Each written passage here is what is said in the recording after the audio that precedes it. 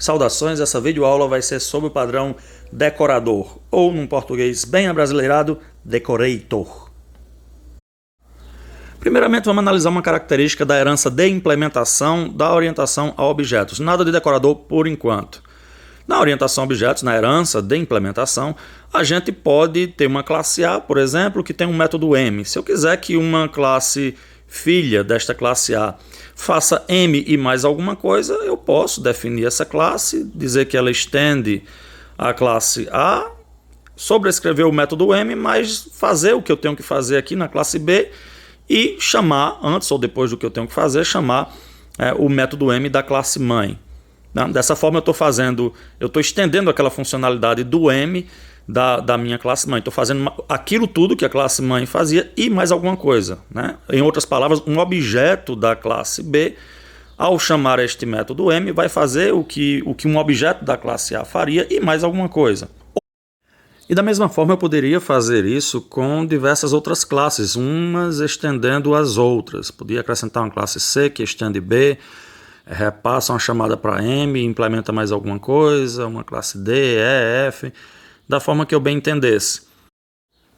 Ficaria mais ou menos como o poema Quadrilha de Carlos Drummond de Andrade. João amava Teresa, que amava Raimundo, que amava Maria, que amava Joaquim, que amava Lili, que não amava ninguém. No caso, quem não ama ninguém aí seriam os objetos da classe A. Entretanto, essa estrutura está meio engessada. Definir esse tipo de coisa desta forma, através de herança, fica meio engessado. Se eu quisesse modificar, por exemplo, essa cadeia de amor, ia ficar complicado, porque a gente já tem pré-estabelecido. Na hora que eu estou criando meus objetos, eu não tenho o que fazer. Se eu criar um objeto lá da classe D, E, F, eu já vou ter toda aquela cadeia de amor já pré-estabelecida lá acima. É aí que o decorador chega, né? Nesse ponto que o decorador vai ajudar a gente. O decorador vai definir uma estrutura de classes que permita que a gente combine, do jeito que a gente bem entender, né, essas cadeias de extensão de funcionalidade. Claro, a gente vai precisar ainda de alguém que não ama ninguém. Lá no finalzinho, a gente vai continuar precisando de um cara chato ou uma mulher chata que não ama ninguém. Mas a gente vai ter mais flexibilidade para compor toda a cadeia que está por cima dessa pessoa que não ama ninguém. E para fazer isso, o padrão vai definir várias classes, mas duas estão lá na essência do padrão. A primeira dessas classes são duas classes com dois relacionamentos entre elas. Então é uma coisa que talvez embrulhe um pouco a cabeça de quem não está muito acostumado a ver esse tipo de coisa. Mas eu vou ter essa classe de cima, né? Da pessoa que tem uma moela no lugar do coração, do cara que não ama ninguém, ou da menina que não ama de ninguém. E eu vou ter essa classe que são os decoradores, são as pessoas que amam. E eu vou ter uma relação de herança entre essas classes, ao mesmo tempo em que eu tenho uma relação de composição entre essas classes. Composição de 1 para 1. Qual é o efeito disso na prática com respeito aos objetos? A gente vai terminar criando aquela boa e velha lista encadeada que vocês estudam lá em estrutura de dados. A gente está criando uma lista encadeada especificamente para que a gente repasse as chamadas desses métodos, para que a coisa toda funcione, né? A gente não vai tratar esses itens individualmente, vai funcionar como se a gente chamasse um método na estrutura inteira, porque esse método vai ser propagado por todos os itens da lista encadeada, no caso. Tudo isso sem que a gente precise fazer uma série de extensões, como a gente fez lá atrás. B estende A, C estende B, D estende C, não precisa fazer aquilo tudo mais. Entretanto, a gente precisa entender como essa propagação se dá.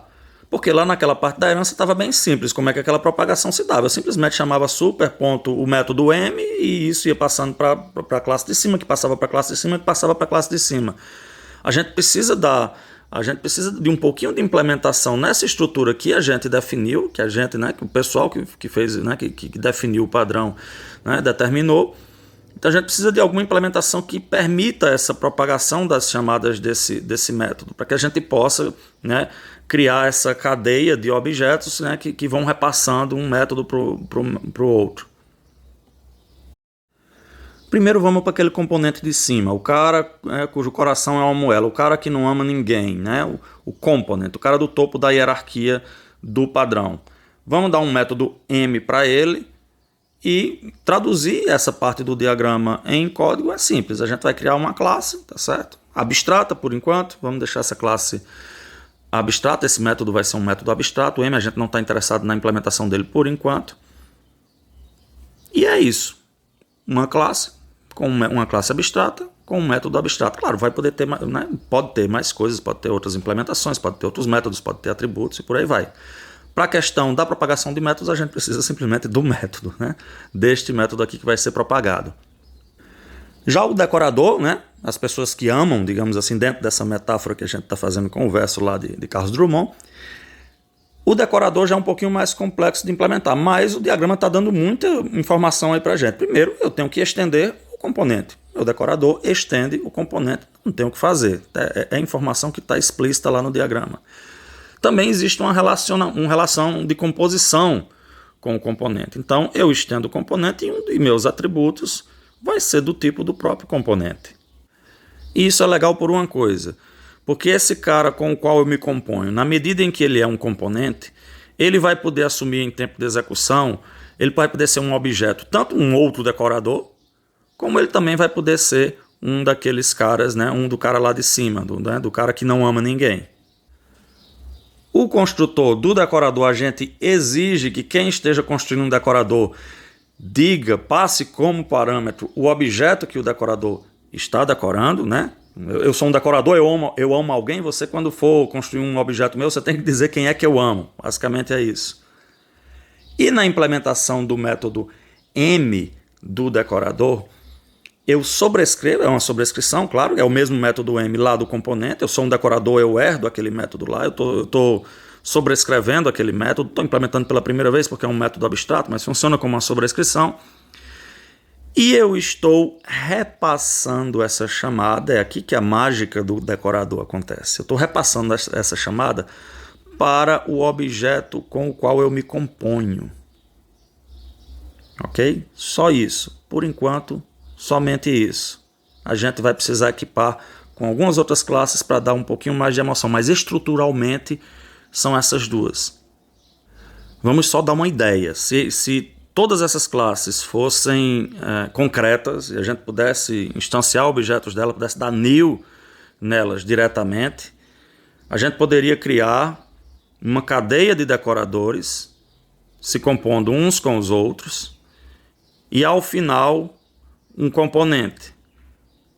Em eu chamando o método M nesse último decorador, esse método M iria ser repassado para todas e ia atravessar toda a minha cadeia. Primeiro, aquela série de news ia criar uma lista encadeada. Exatamente o nome da estrutura de dados é justamente essa. Ia criar uma lista encadeada, porque cada decorador vai ter uma referência para um componente. No caso, o decorador mais de fora tem referência para um segundo decorador, que tem referência para um terceiro decorador, que tem referência para um componente. Então, quando eu chamo o método M do componente mais de fora, esse método, né, o método que vai ser executado é o M do componente de fora, mas ele vai repassar uma chamada para o componente com o qual ele se compõe, que é um outro decorador, que vai passar a chamada para o componente com o qual ele se compõe, que é um outro decorador, que vai repassar a chamada para o componente que não é um decorador, o componente com o qual ele se relaciona, que é aquele cara que não ama ninguém, e vai acabar a chamada ali. Então, essa estrutura me dá a oportunidade de repassar as chamadas, né?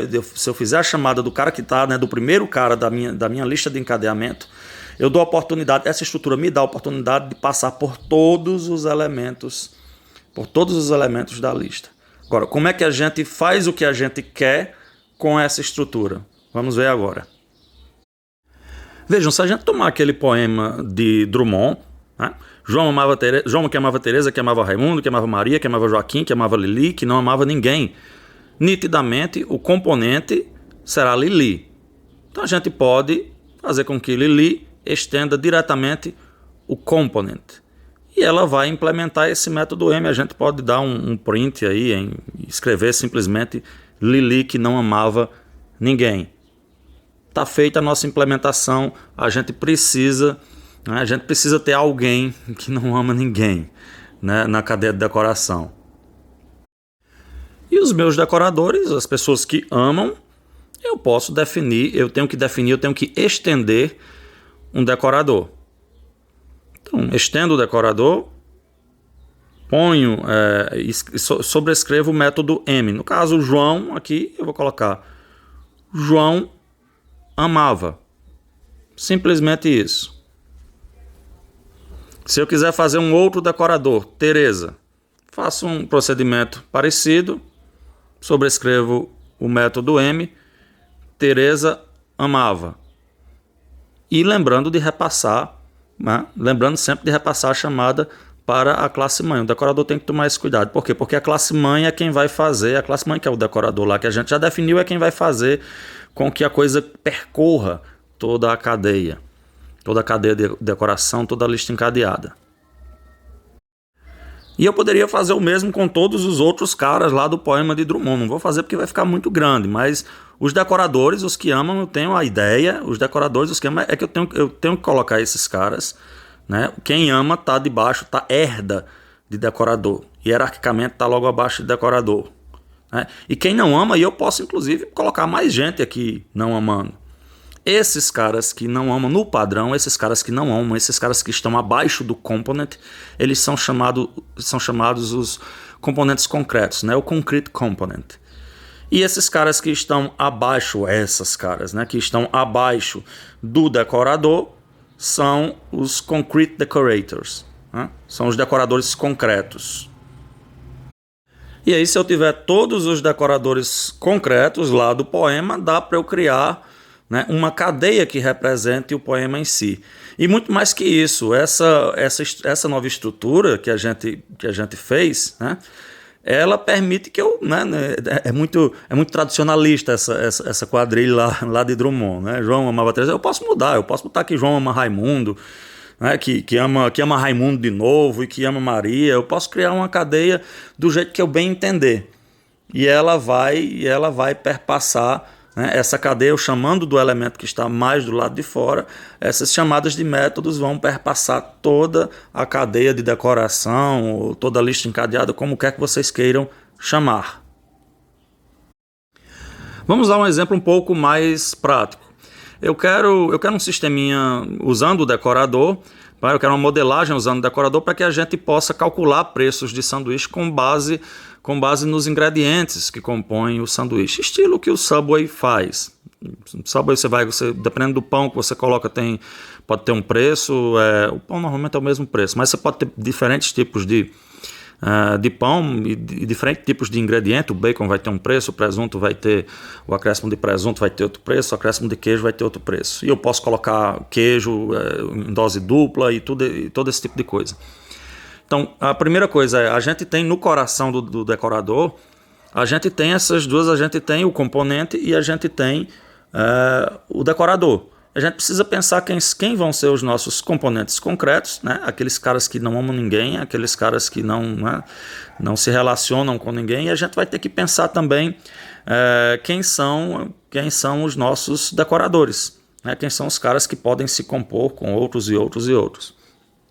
E diferentemente do que a gente possa pensar, o pão da gente não vai ser um decorador, não nesse caso específico, tá certo? O pão, todo sanduíche ele vai ter que ter pão, né? Um pão só. Eu não posso sair decorando com pão, não vai ter um sanduíche, eu não vou ter um sanduíche com pão italiano, e sobre o pão italiano com pão de 10, 20 grãos e mais um pão branco e mais um pão francês. Eu não vou ter esse tipo de sanduíche. Então o pão seria o final da linha no nosso sanduíche para essa composição de preço. E a gente pode dar os nossos componentes concretos, eu posso ter vários, inclusive, e com pães com preços diferentes. Então esse meu método o meu método do decorador, a gente vai chamar de preço, e cada um desses componentes concretos vai ter o seu respectivo preço agregado. E quem seriam esses decoradores? Aqueles diversos recheios que a gente coloca, né, que a gente pode colocar, né, que a gente pode compor. Então a gente teria bacon, a gente teria presunto, queijo suíço, queijo prato, né, verdura, molho, tudo mais o que a gente puder imaginar. E o que seria um sanduíche? Um sanduíche é uma cadeia de decoração em cima dessa estrutura que a gente definiu.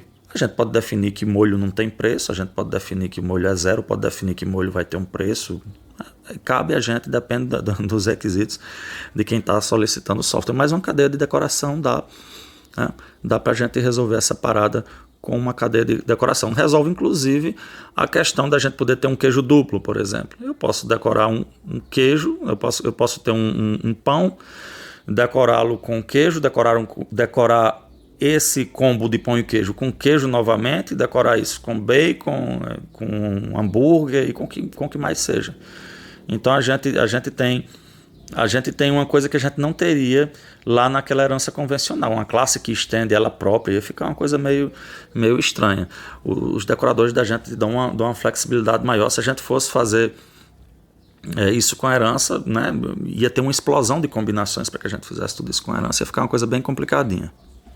O exemplo que o Gama, lá, o pessoal da Gangue dos Quatro, usa é um exemplo com interfaces gráficas. Então, ele fala de uma classe para um text view ou um text area, alguma coisa do tipo, em que a gente pode, seria o componente concreto, a gente pode decorar esse componente com um scroll view, que vai acrescentar àquele text view uma barra de rolagem, né? E a gente pode decorar isso tudo com um border view, que vai acrescentar uma borda ao combo completo. Então seria uma cadeia de decoração com três objetos que funcionariam, né? E quando fosse chamar o método de desenhar, ia chamar no objeto mais de fora e seria desenhada essa área, né? Essa área com essa barra de rolagem e com as bordas.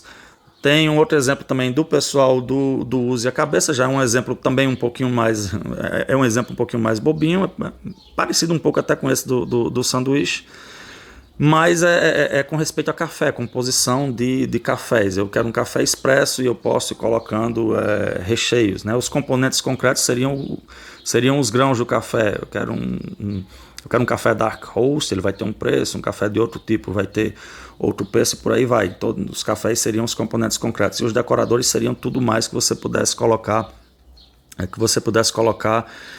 como recheio, chantilly, açúcar, o que você bem cachaça, o que você bem entender que você queira colocar sobre o café. Eu vou disponibilizar nos comentários uma implementação dessa cadeia de decoração de exemplos do Use a Cabeça, tá certo? Em complemento a todo o conteúdo que a gente já viu nesse vídeo. Então baixem esse código, entendam, tentem manipular as cadeias de decoração, fazer várias cadeias de decoração, montar cadeias de decorações diferentes, chamar os métodos, ver como o padrão funciona no final das contas, ver o padrão funcionando, ver a questão do polimorfismo, onde é que às vezes eu chamo aquele método preço, às vezes ele vai para o preço de um decorador, às vezes ele vai para o preço de um componente concreto, às vezes vai para um decorador concreto. Então isso aí é polimorfismo. É bom que vocês já observem isso em relação aos assuntos anteriores da orientação a objetos. Praticamente todo padrão do projeto tem algum grau